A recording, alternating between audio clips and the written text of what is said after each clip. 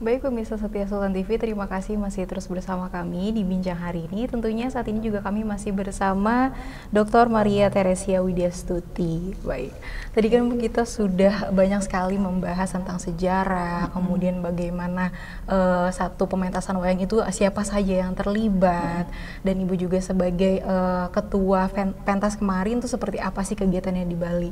Tadi terakhir kita membahas tentang sebetulnya wayang itu bukan hilang ya. Dalang itu bukan gak ada, bukan punah, tapi mungkin kurang ketertarikan di anak muda. Ibu melihat saat ini banyak sekali bude-bude luar yang akhirnya dianut sama anak-anak muda sekarang nih. Bagaimana melihat pewayangan di generasi muda?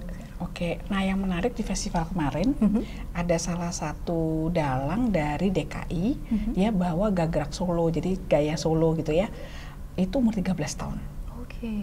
Jadi sebenarnya kalau saya bilang hilang sama sekali sih enggak, memang ada yang hilang ya, tapi enggak sama sekali.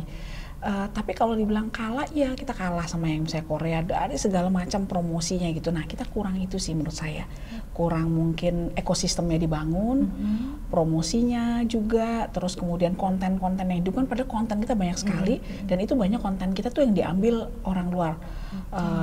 Mereka sangat tertarik. Contoh setelah kita selesai festival, itu ada satu kegiatan di mana peserta kita yang datang dari 34 negara itu beberapa ikut mereka belajar gitu di salah satu ada profesor di ISI, itu ikut mereka bikin workshop dan ikut banyak sekali.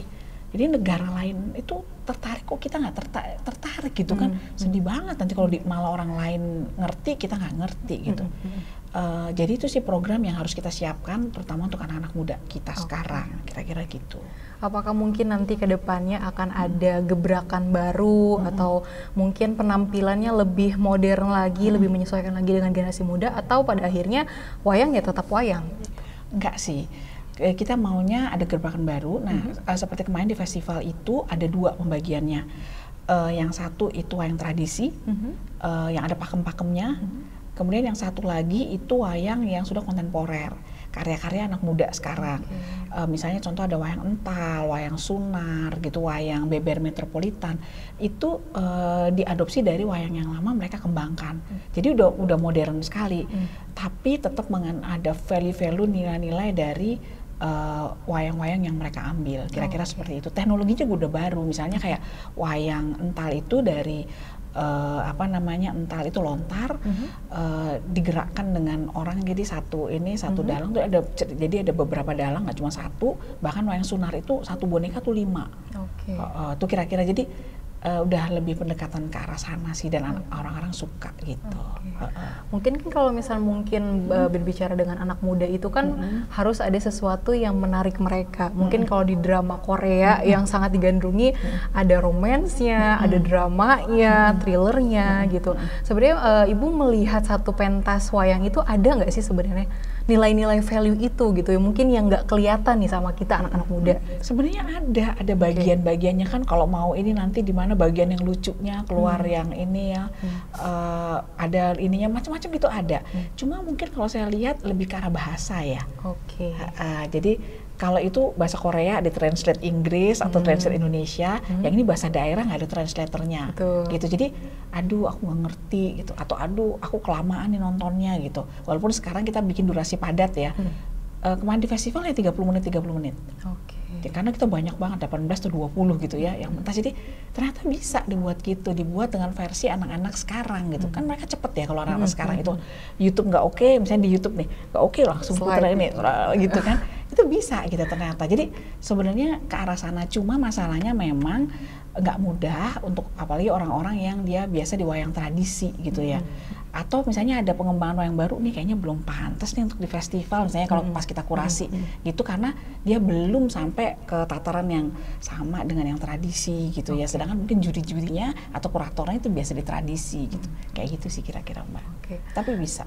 Kan kalau dilihat sekarang lagi gencar-gencarnya banget nih konser-konser di Jakarta, konser-konser grup band kayak gitu-gitu yang lagi besar banget, seperti contohnya kemarin kayak Blackpink, itu kan antusiasme masyarakatnya sangat banyak sekali, bahkan terutama anak-anak muda. Apakah nantinya akan ada kegiatan pentas yang mungkin sebesar itu di Indonesia, dan bisa nggak sih, mungkin nggak sih antusiasmenya itu masih sama gitu? Kalau saya rasa sih bisa ya. Dan sekarang tiap daerah tuh punya. Misalnya di Solo tuh ada namanya SIPA, di Jakarta, di Jogja ada FKY. Dan itu ada dari internasional datang juga. Gitu. Jadi dan mereka udah punya ini followernya gitu ya, menantikan gitu. Kayak saya menantikan nih September tahun ini gimana ini kayak gitu.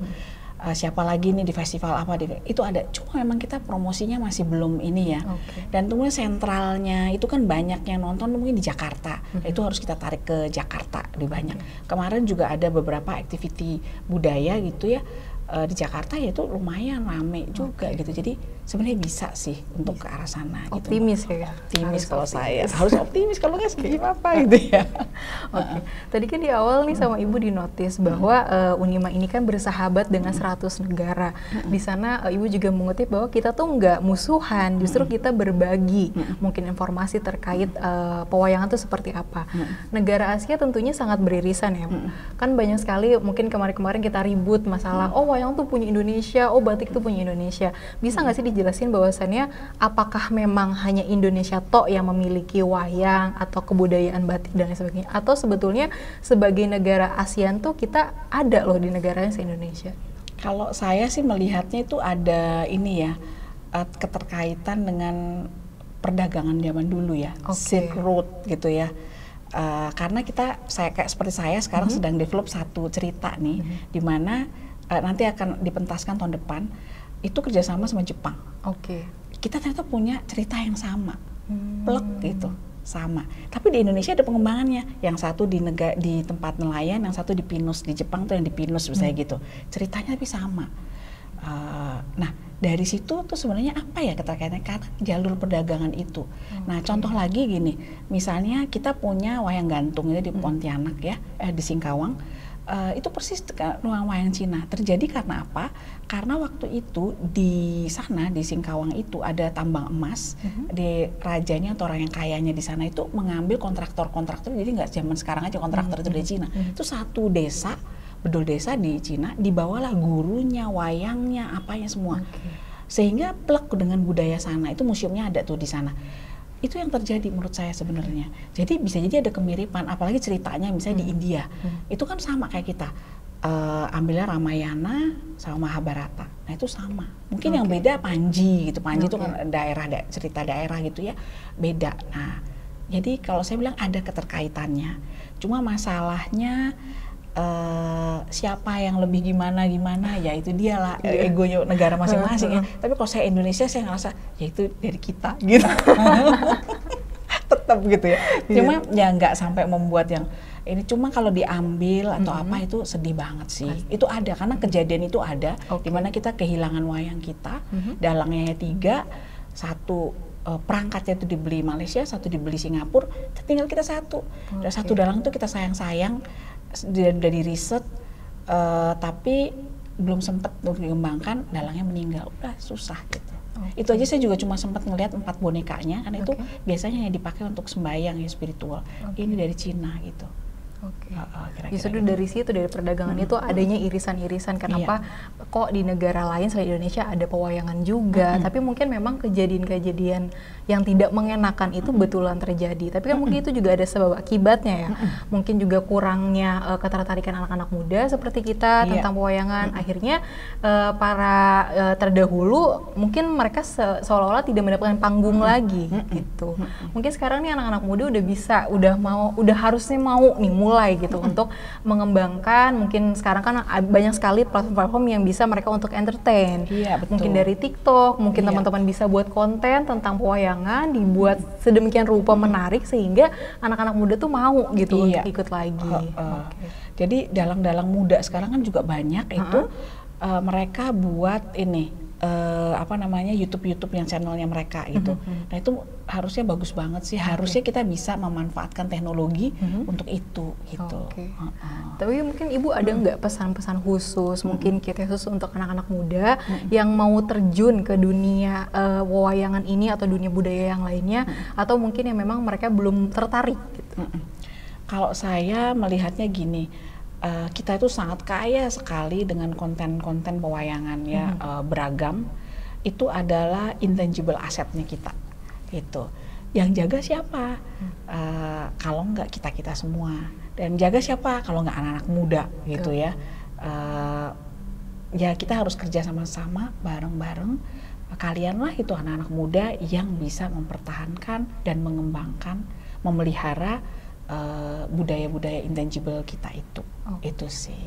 Dari sebuah pewayangan, pentas seni, kemudian keragaman budaya, closing statementnya apa nih untuk sebuah pewayangan tuh? Untuk pewayangan, yang menjaga kekayaan kita itu hanyalah kita sendiri. Jadi kita yang harus mengembangkan semua yang kita miliki ini, menjaga, memelihara dan mengembangkannya. Itu ingat ya anak muda ini. Jangan sampai kita terus-terusan kehilangan kebudayaan kita yang sangat banyak sekali.